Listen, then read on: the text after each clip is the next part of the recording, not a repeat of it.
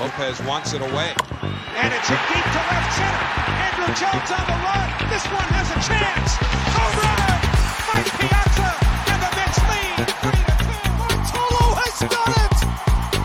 The impossible has happened! This is one of the great moments in the history of baseball. Ladies and gentlemen, Mets fans of all ages, here is your host, Nick Durst.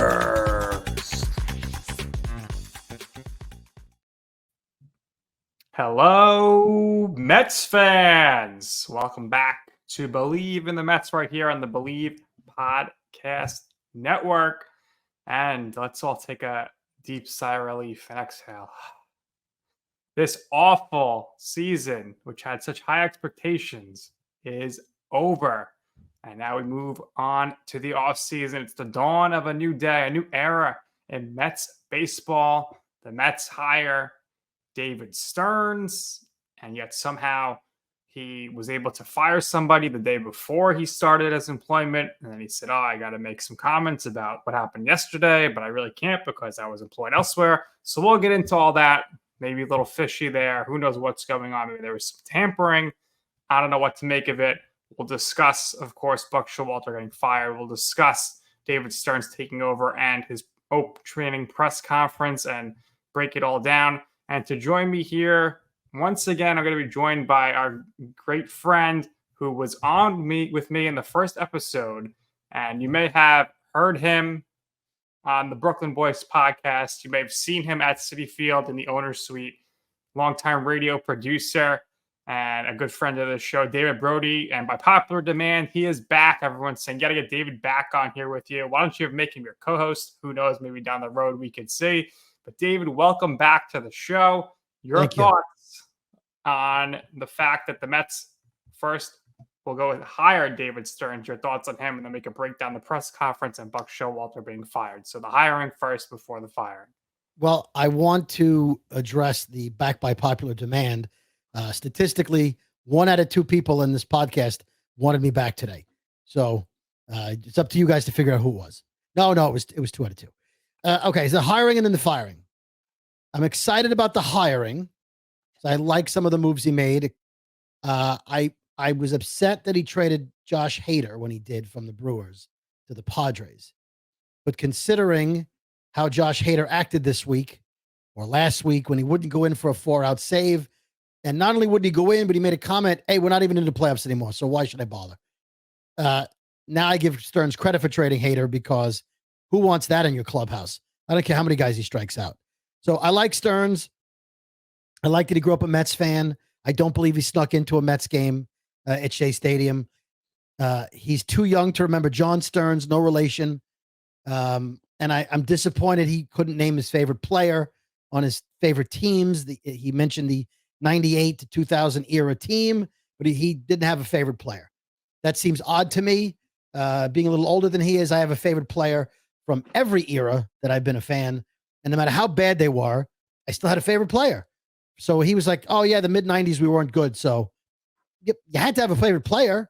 Right. Had to be somebody. Say Todd Hundley. Say something. Tim Bogart. Right. Somebody had to be decent. Bernard Gilkey, somebody. He couldn't mention anybody. So, all right. I'm very happy with the hiring. 40% up unhappy about the firing. I feel like knowledge-wise, there's nobody better than Buck Showalter. But all of that knowledge, regardless of circumstances, has never won a World Series. And he doesn't seem to be a fan of young ball players, and that's the direction the Mets are going. And if he's done nothing else in his career, batting Vogelbach 5th the entire season based on nothing, I would fire him. So I like the man as a person. He's brilliant. He teaches the players once in a lifetime things that might happen. And when they happen, they're prepared. So I love him for that. But again, it's the Vogelbach thing.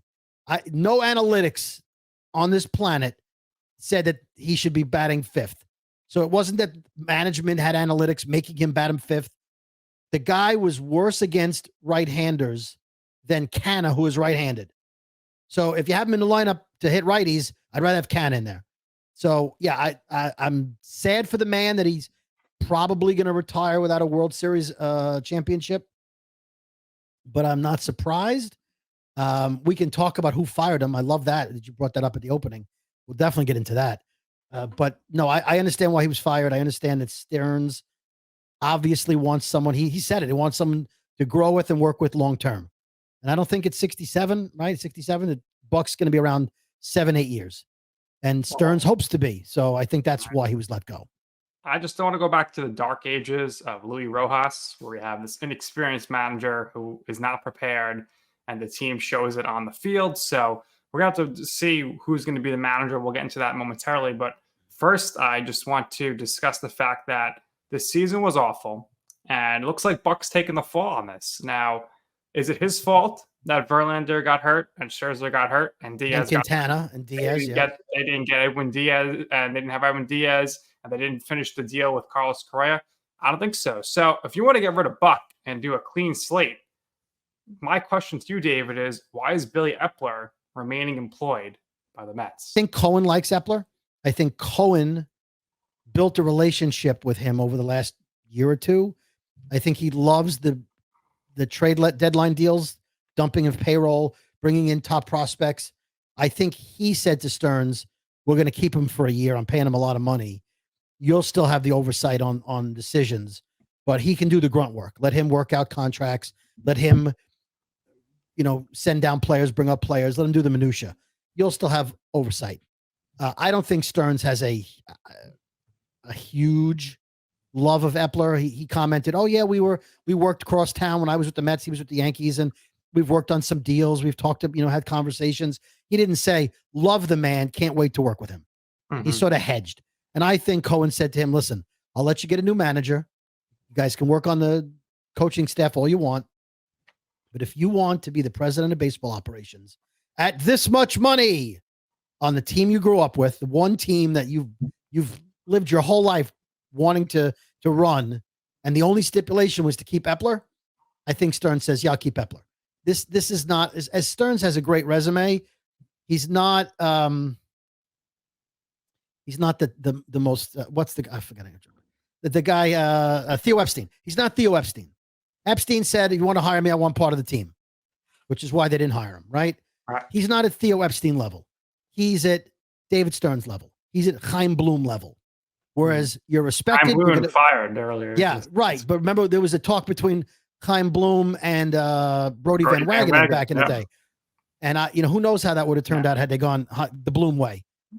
So the only thing here is you can't be selling me that, okay, we wanted to give our new president of baseball operations the opportunity to bring in his own guy on the manager front, but then the general manager front, you're putting him with this guy. So the only thing I could think here is that they wanted to keep Epler because of his ties to Japan. So they'll give him this year, try to get Yamamoto, try to get Ohtani because he signed him to the Angels back in the day. And if it doesn't work out, I think we'll be sitting here next year talking about the Mets searching for a new general manager underneath the one and only David Stearns. And another thing about David Stearns' press conference that I really loved, did you catch the first guy he shouted out? Our friend Gary Perone. Gary Perone. Yes, I did. I texted Gary immediately. If you don't know Gary, he was everything to the Brooklyn Cyclones for a decade or more. He employed Nick. He treated me like gold working at Z100 in New York. And I got to throw out the first pitch a couple of times, played in all the celebrity softball games. I wrote the Brooklyn Cyclones theme song. Had a lot of interactions. Gary's great. Gary let me meet Brandon Nimmo when he first came to the Cyclones. And then the day that Pete arrived, I was there for a celebrity softball game, and they were going to take the field, and they were working out. And I said, "Hey, I just want to meet Pete Alonso because he looks like he's going to be tremendous." This is 2017, right? Whenever they drafted him, 2016. And I said, "I really want to meet that guy." He's like, "Oh yeah, after the game, absolutely. We'll definitely get you to meet him." I said, "I can't meet him before." "Nah, he's stretching. He's doing whatever. We'll meet him after."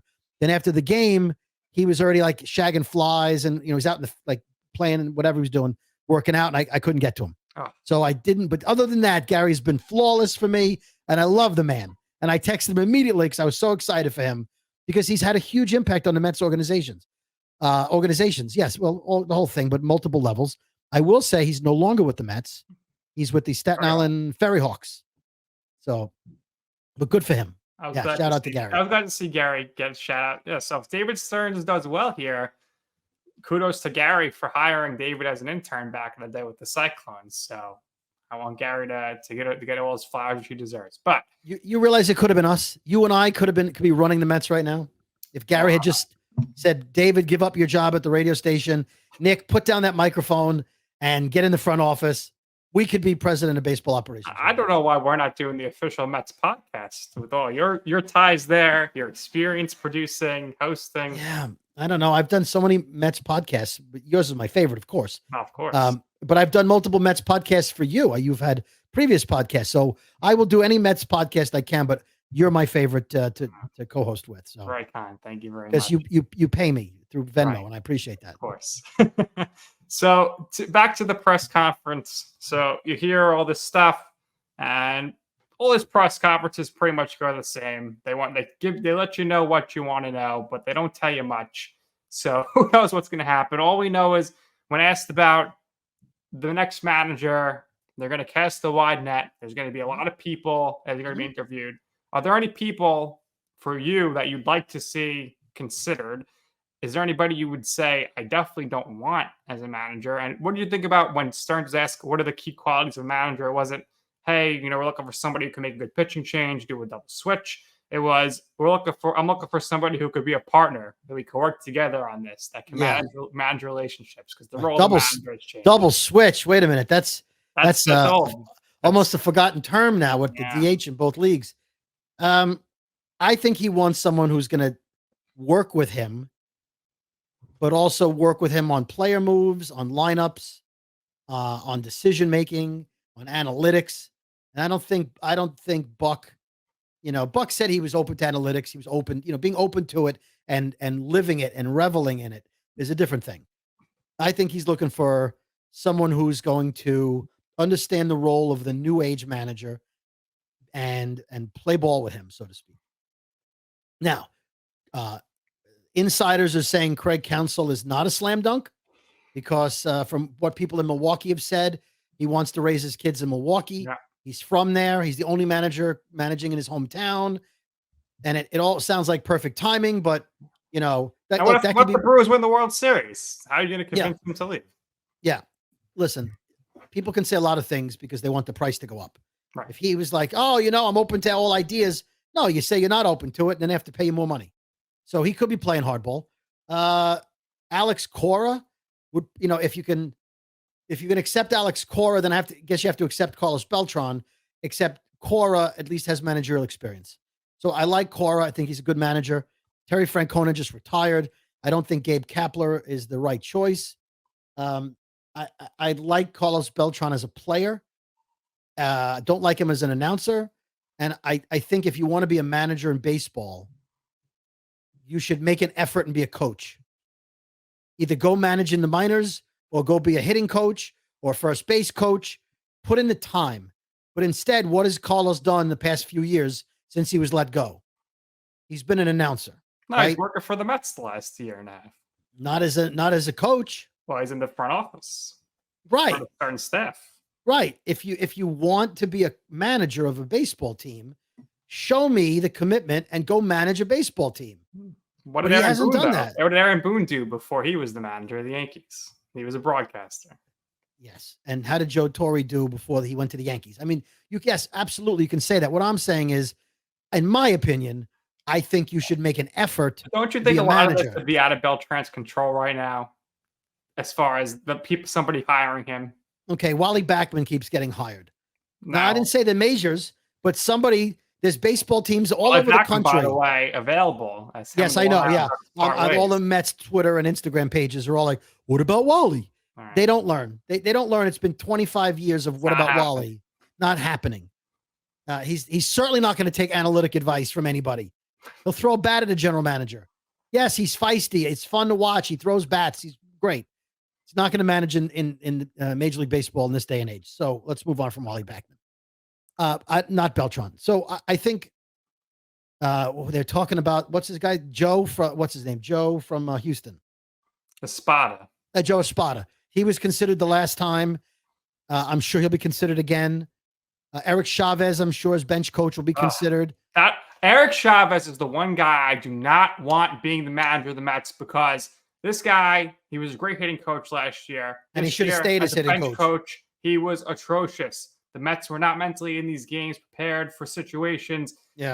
And I think he has done nothing to deserve the consideration to be the manager of the New York Mets. If he's going to get an interview, that's fine. But I think there's a lot better choices. And if you're cleaning house with Buck, I think the whole coaching staff needs to be gone. Get rid of Hefner. Get rid of Pinsky. Get rid of Chavez. Get rid of Cora. Get rid of Wayne Kirby. It's called a fresh start for a reason. And that's you're getting everybody. You're getting rid of everybody. I'm not getting rid of Cora on third base because he's a great third base coach. I'll get rid of anybody else you want. I'm not going to get rid of a guy. You can't bring in a manager and let him say, this is your staff. You got to let the manager have a say in who the staff is. Okay, they brought in Buck Showalter and kept Hefner, right? They didn't give him a say. What? I don't know how it worked out. I don't know if the team would have been worse. What's Hefner going to do with the scrubs they got once all the stars went down? I'm not going to blame Hefner. Well, my guess is development. I'll say my counterpoint to that, sure, is the development of Peterson and McGill. They definitely did not continue to flourish. They, if anything, took a step back. Peterson had some outings. McGill had one good outing at the end. Lucchesi looked good.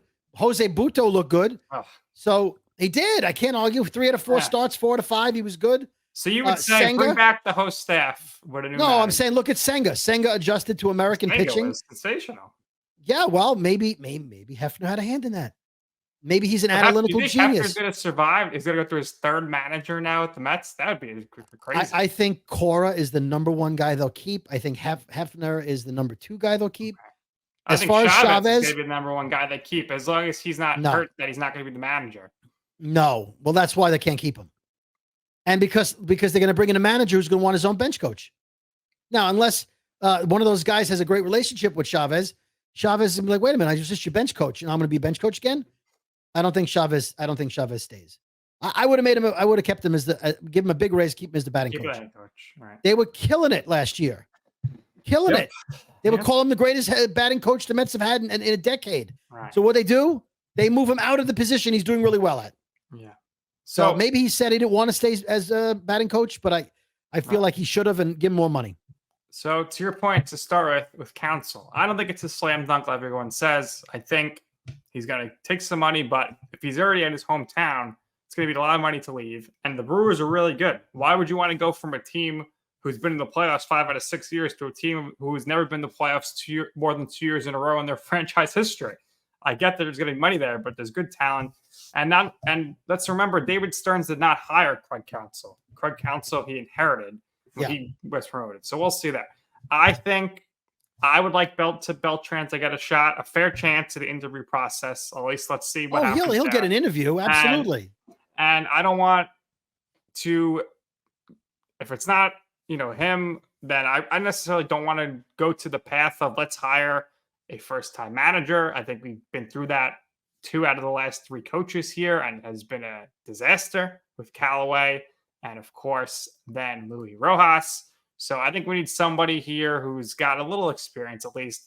And if not, then, Stearns talked about a people person, someone who could command the room, manage the room. Well, I wouldn't be surprised, David, because this guy was interviewed last time by Sandy Ellison. Okay. I wouldn't be surprised if Mark DeRosa gets the interview, the coach. I think they're going to give him an interview. Oh, I'm not a Mark DeRosa fan. Everything Stearns was saying was describing him or someone like him, I think. He's knowledgeable. I don't enjoy him on MLB Network.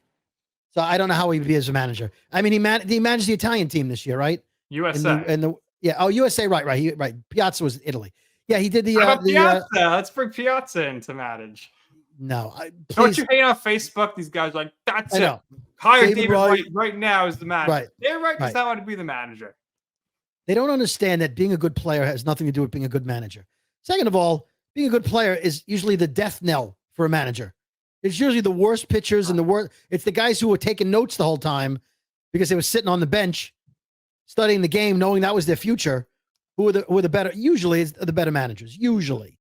That doesn't mean that Frank Robinson wasn't a good manager. You should consider, who's been a long-time third base coach, great utility man for the Mets back in the day, Joe McEwen. I think he's ready for a shot as a manager. I don't know what his mindset is as a manager. I don't. How do you know about he's got a first-time manager's mindset? No, I don't. But what has he done? Where has he been for the last? With the White Sox for about a decade. Right, but has he been successful? I don't know. Is what I'm saying. He's been a third base coach, so I don't know. Listen, if he wants to come there and he wants to interview, great. Listen, Stearns is going to ask. This is everyone's going to want this job. If you feel there's job security, absolutely. If you feel like you're going to have a team with a huge payroll and a pretty good farm system right now, and you'll be a hero forever, yeah, I would want that. Listen, I want the job. You want the job, so I'm sure people in baseball want the job. I'll give Keith Miller a chance if he wants a shot at managing. Whoever, bring Tim Bogar. Let's bring him back. He interviewed the last time, didn't he? So any young mind David Stearns thinks can run the team, I'm fine with. As long as Vogelback is gone. Do you think Eppler has any say in who the manager is? I think he'll give an opinion. Okay. I think he'll be at the boardroom at the table saying, "I agree, that's a great choice." Or look, if they bring in, let's just say Alex Cora and Billy Epler, great for him unless the Red Sox release him. Well, rumor has it he's not very popular at the moment. So let's just say he got. I don't want Alex Cora. Okay, but I'm just using him as a name. Sure. Let's say Alex Cora, David Stearns interviews him. He blows his doors off. He's everything he wants in a manager. And Epler says, nope, he's a cheater. I don't want him. I don't want a cheater. We shouldn't hire a cheater. At that point, I think David Stearns says, that's a great point. I'm hiring him anyway. Sure. I think Epler's input will be valued, but it's not going to tip the scales. I think if he says, hey, I work with that guy, or I have experience with him, let me tell you about him and with the Angels. I worked with him. How about Joe Madden? Billy Epler hired Joe Madden, didn't he? Oh, yeah, he did. Right. Listen, I like Joe Madden. Me too. I don't think Joe Madden's the guy David Stearns is going to hire. Agreed, but Joe Madden, one of the first analytical managers back in 100%. 100%. But Joe Madden knows he's smarter than everyone.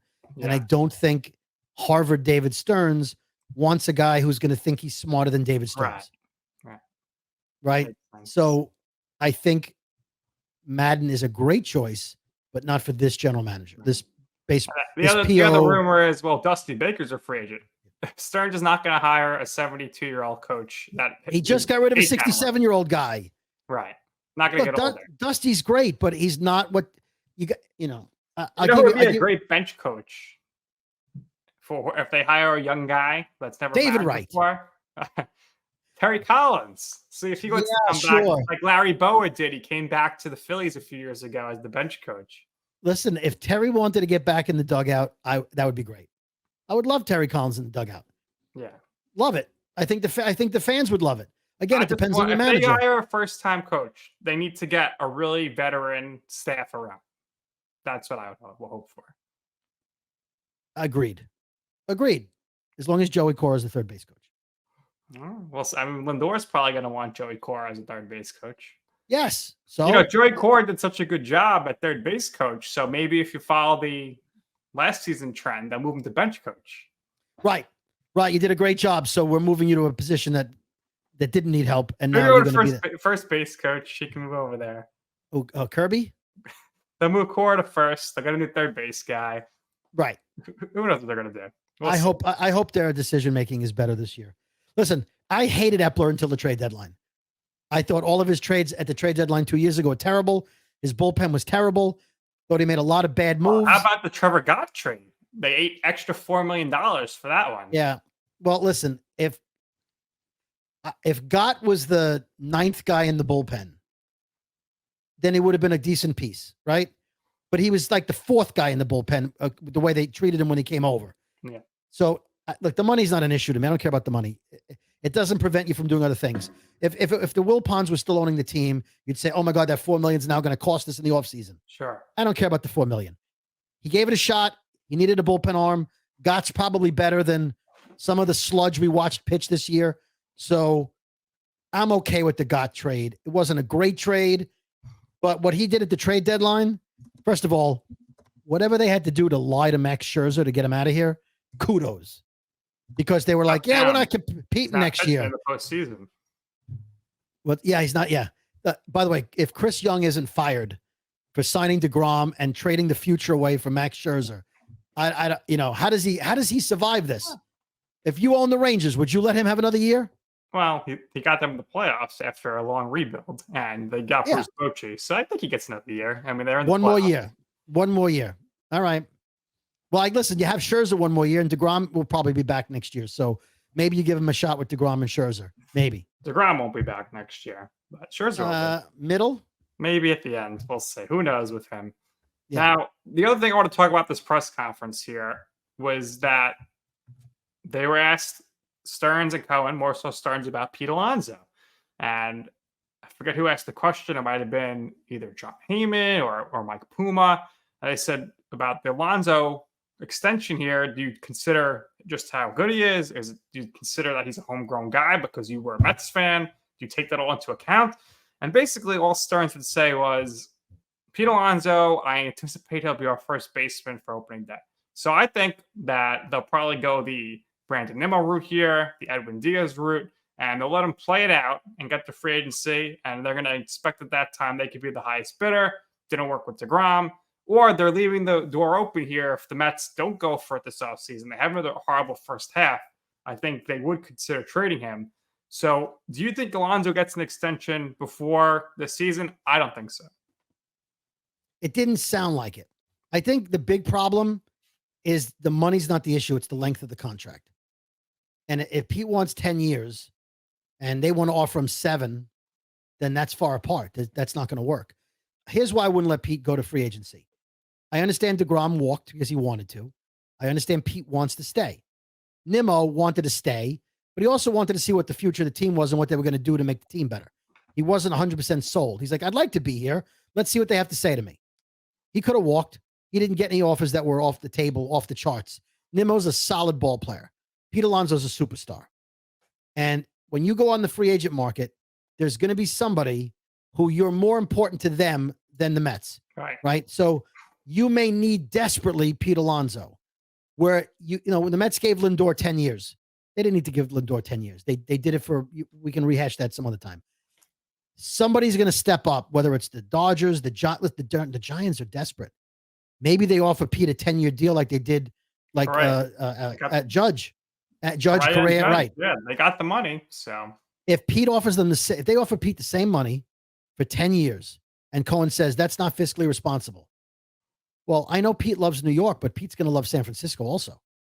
I mean, you're talking about 3 years at $30 million minimum. You're close to $100 million difference. So if Cohen wants to overpay him in a shorter deal, then who wouldn't want that? I'll take a shorter deal for more money. And then I'll take whatever scraps I can get at year 8, 9, and 10 because I've already made my money.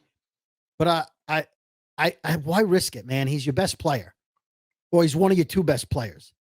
And what's great about Pete, I mean, he's homegrown and all, but he genuinely loves New York. Loves it. Loves living here. He does charity work. He wears, New York sneakers. He's very moved by the 9/11 ceremonies, which means a lot to me to see that he cares. And he fought for the first responder hats. To me, he's a New Yorker. To me, he's not David Wright, who grew up a Mets fan, but Pete to me seems like as much of a Met as anyone on the team. Like, I think Lindor is the star of the team, but if he got traded next year, I don't think he'd cry about New York. I think he'd be like, I had a great time. I'm on to, wherever he's on to. And he'd be great wherever he goes. I think Pete would cry. Yeah. I think he would cry if he left New York. And that's the kind of guy I want in New York. I want a guy who wants to be in New York. Yeah. I want a guy who says, the Giants signing, a lifelong Met. This is kind of reminiscent of when Edgardo Alfonso, he wanted to be a Met, but he had to sign with the Giants because they gave more money. Yeah. Listen, Alfonso's back gave out, so it wasn't like we lost anything tremendous after a year. But Pete's in great shape. He's not fat. He's large. He's the best. One of the top 2 power hitters in baseball. Yeah. He plays a position that's not going to injure him as likely as shortstop. He Very can DH. Never misses games. He's in now there's a DH, so they don't have to worry about, he can't DH in the National League. He can DH when he gets older, and then he'll be the quintessential DH. when he gets older. He can't play the field. He can still hit. As long as his back doesn't go out, his power is going to be there a long time. He's the perfect guy to keep long term. Hopefully. He makes more sense than if I was going to sign a guy to a 10-year deal right now, Lindor or Pete, I would sign Pete. Absolutely. Because Lindor is at a position that the speed is relevant to his stats. He's going to lose speed. He's going to lose range. Eventually he's going to move to third or second, depending on, the Mets prospects where they play. And Pete can just sit his butt on first. I'm happy with him there. Give him what he wants. Don't let it go to the end, because then you tell him the guy he doesn't mean anything to you. Right. Sometimes you got to tell a guy, you mean enough to us, we'll risk it. It might not be a priority for Stearns as far as this offseason, because he's got to get a manager, he's got to get the staff in place, he's got to build up the farm system. But it would be a big move for him PR wise to get it done. So we'll see how that shakes out there. And we know he's going to be here next year. They're not going to trade him in the offseason most likely. And next offseason is going to be big. But this offseason, you already know there's some needs in the starting rotation. Yeah. The Mets are going to still be paying Max Scherzer. They're going to be paying Justin Verlander next year. But finally, they will not be paying Robinson Cano, who comes off the books. Yeah, still got Bobby Bonilla for a while. Still got Bobby. But listen, back to Pete real quick. He hit 53 home runs as a rookie. And then shortly thereafter, what's that? MLB record for rookie season. Shortly after that, they signed Lindor, gave him a 10-year deal. Okay? The guy wants an extension. They're jerking him around at the moment. Up until today, they're jerking him around. They're not signing him, okay? What do you do with Ohtani? If Ohtani says, I'll come here, but I want an 8-year deal, 9-year deal, 10-year deal, you have to give him what he wants, right? Absolutely. So then you sign Ohtani to an 8, 9, 10-year deal. How do you then tell Pete, we're doing it to you again, Pete? We're signing the shortstop where he's likely to break down. We're signing the pitcher who's broken down twice, at least, half of his skills. But we're going to hold off on you, the homegrown fan favorite, because I don't think you can do that. I think you got to sign the man. I think you give him what Atlanta gave Olsen, and Riley. Yeah, give him the same. Olsen's better in the field. Pete's local, hometown guy. Even it out. Match the salary. Give him a little more if you want, because it's a year later. Whatever. Don't mess around with Pete. That's where I stand. How do you feel? Would you sign him now? Yeah, I would have signed him last offseason. I would have signed I'm fine, 8-year, 9-year deal, whatever. And take it from there. If you don't want to give him 10 years, just give him the 10, and then the last year, make it like a $15 million for that year, and you could go the Robinson Cano way and cut bait if you have to. Do you think there's a chance they're not signing him in case they want to move him at the trade deadline for prospects? Absolutely. I think if the Mets come out in the first half next year and are awful, they will trade Pete Alonso. And then go crazy to sign him again? I think the door would be closed if that happens. I think Alonso would be hurt. They'd be not want to come back. Well, that's the way it normally plays. But if you say to him, Pete, we got to trade you because we're 30 games out. However, we're going to give you that 10-year deal. As long as he's under contract with them before they trade him, they could say whatever they want to him. As you know what I mean? So if they trade him to, let's say the Twins are in contention and the Twins offer a couple of good, he's not staying in Minnesota. He's not staying. So you trade him to a team, there's no way he's going to stay with. And then you got a shot of re-signing him. Well, he loves New York. My concern would be that there's another New York team that was going to need a first baseman in a year. So no, I don't think if you trade him, I think it wouldn't work out. I get what you're saying, but I wouldn't trade him. I wouldn't trade him. But if I was going to trade him, I would see if he understood the need to add to the team and how much they wanted him back a month or 2 months later. I don't think he would choose the Yankees over the Mets. Maybe they'll sign David Robertson this offseason. At least he's not from California. Yeah, right. At least Pete's not from California. We have to worry about, you want to go back to LA, and he's a Tampa kid. So he's an East Coast guy at the moment. I wouldn't risk it. I wouldn't risk the possibility of trading him at the trade deadline. I wouldn't think that way. I would think lock Pete up, make him happy. How about they try to win next year? That's what I want to see them do. I think they're going to try to win. I think they're going to sign the right free agents that are not a 1-year pitcher or a 2-year pitcher, and that's it. Like, they're not going to sign Blake Snell, but they would sign Ohtani. Right? And Yamamoto. Put Yeah, them and in then there. isn't there a lefty reliever? There's another guy in Japan. Josh They're talking about. No. But yeah, I would sign Yamamoto. I would sign the lefty reliever they're talking about. I would find another Quintana-esque player. A solid number 3 or number 4 guy, eat up innings, maybe.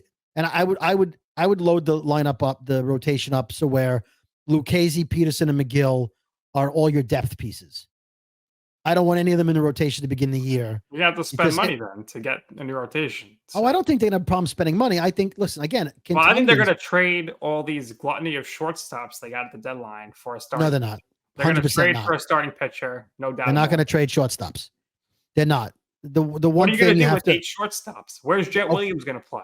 Okay. Where's the one thing you have to play? I'm going to tell you where they play. Where's Mauricio going to play? Every top athlete in the minor leagues gets put on shortstop. Yeah. Jacob deGrom was a shortstop. They always say don't get caught up in the positions they play now. Jet Williams can play center field. Acuna can play second. Mauricio can play third. Vientos and Beatty can be trade bait. They can play left field. You never have too many shortstops because they can play anywhere you want them to play. Until Beatty and Vientos prove they have a position on the team, Mauricio's my third baseman. I would consider trading McNeil to make room in the outfield. I would do anything I could to get rid of Marte at this point. Maybe show him healthy in spring training and then move him and eat his salary. But right now, if you look at the minors, right, the team they have, if you have Mauricio at second and you have Beatty and Vientos at third, the only shortstop you're bringing up next year possibly is Acuna. And either Acuna moves to second and Mauricio to third or Mauricio to the outfield. But Jet Williams is 2 years away from coming up. I'm not worried about him.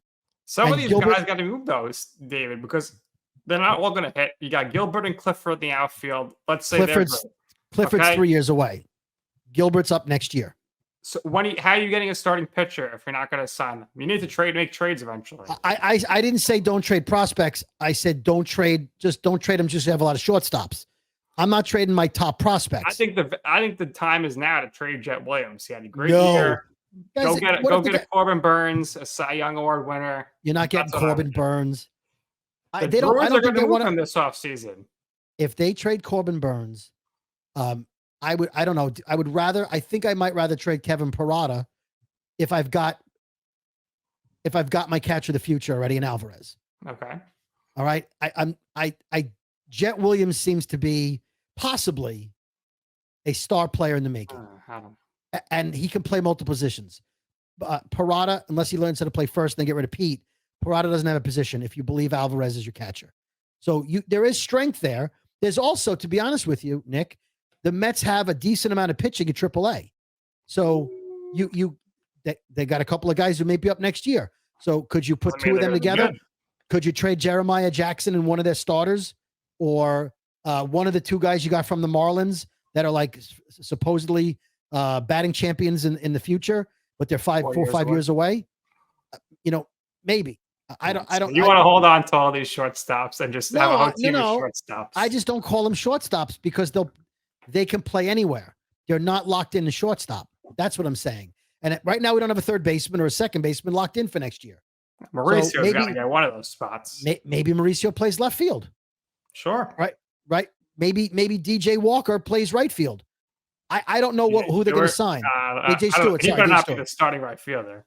Well, it depends who your DH is. If Ohtani's your DH and DJ Stewart hits the way he hit the last 2 months, and he turns in, he's a first round draft pick. If he turns into a stud, I'll put him in right field. Had a rough September though. Yeah, he did, but he had an amazing August. So we'll see what he does in spring training. So we'll see what happens there. Yeah, but I would move him if I could. If he's healthy. Who's going to want these guys? Who's going to want Mark Vientos right now? Who's going to want Starling Marte off these years? I think Starling Marte has value at $10 million a year. You got to pay down the contract. Salary again. You got to eat salary. But if you want to make room for Drew Gilbert, if you put Gilbert in left, then you have Marte and Nimmo in the outfield. That's fine. But now your infield is Mauricio and Beatty at second and third, or Vientos. Going to be in there. Well, where you putting McNeil? That's what I'm saying. So again, as I mentioned a little earlier, I would consider trading McNeil, except he's coming off a down year. But I would consider trading him, or I'd make him Ben Zobrist, and where he fills in everywhere. And if there's any injury, he's set. He gets 400 at bats. He led the team batting average. That's not saying much though. He hit 270. Well, that's saying a lot for the rest of the team. But it's 70 points lower than last year. 60 points. That's the hitting coach for you. Yeah, that's it. Last thing here, Alex Cohen, Mets owner, Steve's wife. She's a big fan of the show. When we had you on last time, David, she shared the show and the Instagram reel at her Instagram story. So I was very excited about that. So that's what we call the David Brody effect. I love Tia Alex. I really do. Not only is she fun on social media, and she's a devoted Mets fan, but she stands outside and greets fans as they come into the stadium. She runs that team with like her half of the running of the team, her role. It's like a mom and pop grocery store. Yeah. Right. It's like she stands outside. Oh, hi, come on in. We have fresh fruit today. You know, she apologized to the fans for the season not going the way they wanted. And I think I told you this last time. She brings fans down to her suites. Yep. She looks up in the upper deck with binoculars, whatever, and she's like, "I'll bring those down. Let's make new friends." I mean, she's a goofy, wonderful ball of energy that I mean, listen, I like Jeff Wilpon as a person. I got to meet him a number of times. I don't know who his wife was. I don't know anybody in the family other than Jeff and Fred. There was nobody there who made you said, "Okay, come sit in our suite." She's phenomenal. Look, I like Steve. I like his money. I like his philosophy, but you know, she's a fireball. I can't get enough of her. I'd watch her social media all day. If she had a TV show, I'd watch it. Love her. Not that I'm looking to get into her suite again next year, because I am, but that's not why. I just genuinely there's a warmth about her and a genuine vibe from someone who is she and her husband are worth $14 billion. And yet she acts like this is the greatest thing. We bought this team and we're going to have fun with it. We're going to have fun with the fans, and we're not going to be in an ivory tower and be like, let's puppet strings and, spend more money on parking. She's just fun. So shout out to you, Alex. Yeah, there you go. Big fan of the Bleav in the Mets podcast. David, this has been great once again. Let everybody know where they can find you and your work, of course, before we get going. If you're watching the video for this, I'm pointing to my social media at David Brody, Brody. And you can always find me on the Brooklyn Boys podcast. We release a new episode every week around Wednesday, Thursday, or Friday. And it's available on all platforms. And of course, the logo is Mets colors. So you can't miss it. Can't miss it. David, what Mets jersey were you wearing for this episode? You know what? This is a late 80s, I believe, road jersey. So it's blue with silver lettering. So it's I did a podcast, another Mets podcast this week, where I wore a road gray from the mid 2000s. And I told a story I'll tell you real quick. When I was working at the radio station at Z100, they had a deal with MLBshops.com. So they said, anyone on the morning show would like a jersey, let us know your favorite team and what you want. We'll customize it for you, whatever you want. I said, oh, well, great. Yeah, I'll put in my order. And I said, the only one I didn't have at the time was the road gray. I said, I'd like the road gray jersey with my last name on the back and my number 12. I was always 12 in Little League, so put a 12 on there. Yep, you got it. Well, somewhere along the way, the story got convoluted, and they sent me the gray jersey with a 12 on it. But at the time, in 2014, I believe, Danny Garcia, former Brooklyn Cyclone, was number 12 on the Mets. So I have a jersey that says Garcia on the back. Danny Garcia jersey. Yeah. Nice. Great second base prospect. Yeah, I think he was the first Cyclone to make the majors. So I've never worn it except for the podcast I did this week. And I may sell it on eBay at some point. So if your name is Garcia, it's already ready for you. It's got the real sewn on letters. It's official. But no, this is right. I think that's the right year if you're looking at it.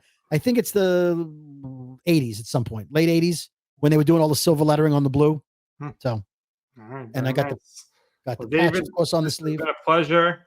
Always dressed to the 10s for this show. I appreciate it. As I wear my Kodai Senga Goes Fork hat. And that's going to do it here for this episode of Bleav in the Mets. Make sure you're following us on all social media platforms and subscribe on YouTube at BLEAVINTHEMETS, Bleav in the Mets. Thank you so much for all your support. Our last episode with Mark Belusis was our highest viewed and listened episode yet, but I think David's going to try to surpass that here now. So. Oh no, you want to tell the fans that are listening?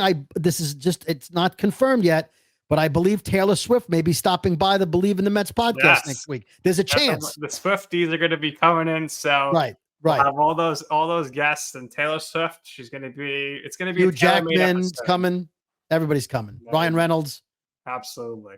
All right, make sure you're following me for all Mets news and all their stuff on Twitter at Nick_Durst and on Instagram at Nick Student Stuff. And that's going to do it here for this episode of Bleav in the Mets. And until next time, everybody, let's go Mets.